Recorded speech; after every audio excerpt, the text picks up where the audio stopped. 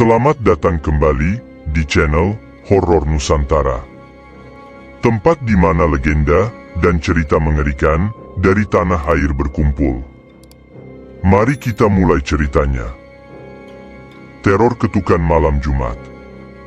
Di sebuah sudut kota Yogyakarta, terletak sebuah rumah mewah yang telah lama tidak dihuni. Pada suatu hari, pasangan muda Surti dan Joko memutuskan untuk membeli rumah itu. Mereka berdua baru saja menikah dan mencari tempat yang nyaman untuk memulai hidup baru mereka. Saat mereka pertama kali melihat rumah itu, terlihat megah dengan arsitektur yang menawan. Namun, ada sesuatu yang aneh dan menakutkan dalam kesunyian rumah tersebut. Tanpa memedulikan firasat buruk itu, Surti dan Joko memutuskan untuk membeli rumah itu. Setelah beberapa minggu persiapan, akhirnya tiba saatnya bagi pasangan itu untuk pindah ke rumah baru mereka.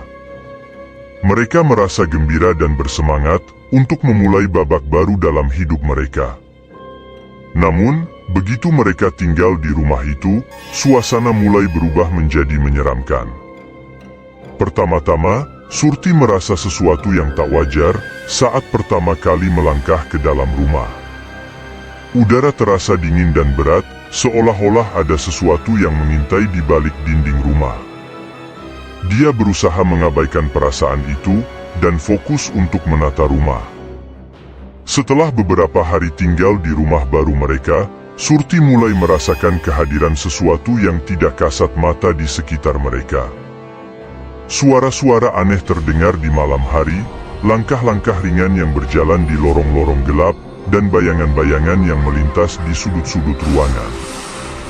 Awalnya, dia mencoba mengabaikan semua itu, dan meyakinkan dirinya sendiri bahwa itu hanya imajinasinya. Namun, semakin hari, kejadian-kejadian misterius itu semakin intens dan menakutkan.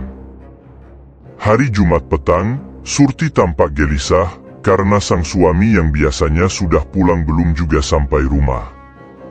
Ini adalah rutinitas mereka setiap minggu, di mana Joko akan pulang ke Yogyakarta setiap akhir pekan untuk bersama dengan Surti. Waktu terus berjalan tanpa kabar dari Joko, membuat kecemasan Surti semakin memuncak. Ketika malam mulai datang, kejadian aneh mulai terjadi di rumah itu. Lampu-lampu mulai berkedip-kedip dengan sendirinya, dan udara terasa semakin dingin. Surti merasa sesuatu yang tak kasat mata mengintai di sekitar rumah itu, membuat bulu kuduknya merinding.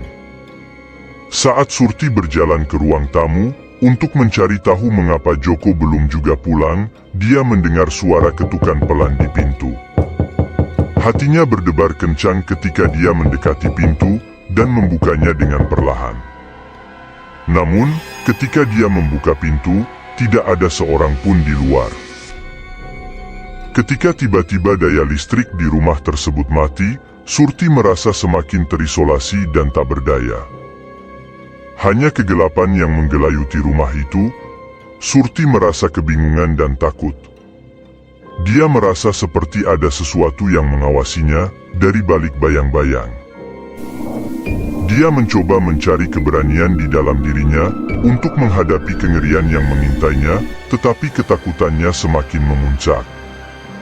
Ketika semua harapan sudah hilang, dan Surti merasa seperti tidak ada jalan keluar, akhirnya suara langkah kaki terdengar dari luar rumah.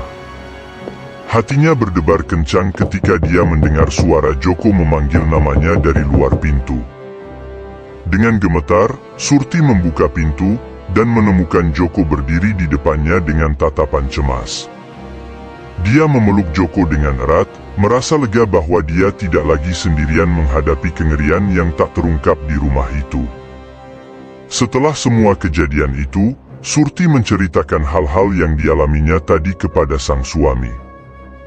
Joko juga menjelaskan bahwa dia terlambat pulang karena ada pekerjaan mendadak di kantor, dan dia tidak bisa meninggalkannya begitu saja. Namun, meskipun mereka mencoba menemukan penjelasan rasional untuk semua yang terjadi, mereka tidak bisa menghilangkan perasaan bahwa ada sesuatu yang sangat tidak beres di rumah itu. Setelah mengalami semua kengerian itu, Surti dan Joko akhirnya memutuskan untuk meninggalkan rumah itu dan tidak pernah kembali lagi. Mereka sadar bahwa tidak nyaman bagi mereka untuk tinggal di rumah yang penuh dengan misteri dan teror seperti itu. Meskipun itu berarti harus meninggalkan rumah baru, mereka tahu bahwa itu adalah keputusan yang benar bagi mereka. Terima kasih telah bergabung dengan kami di episode kali ini. Jangan lupa like, share, dan subscribe serta nantikan kisah-kisah horor berikutnya di Horor Nusantara. Tetap waspada dan jangan biarkan bayangan malam merayap di pikiran Anda. Sampai jumpa lagi.